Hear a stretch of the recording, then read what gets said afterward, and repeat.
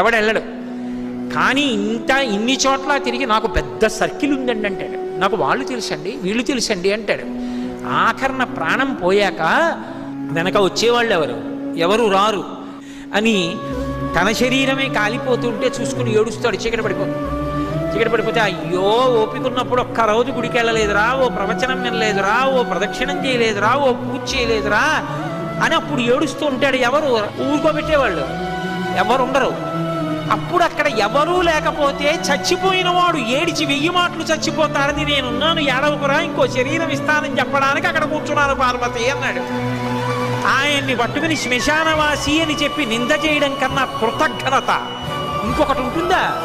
అంతకన్నా అసహ్యకరమైన విషయం ఇంకోటి ఉంటుందా? అలా అన్నవాడు అసలు మనుష్యుడు అనిపించుకోవడానికి వాడు యోగ్యుడే.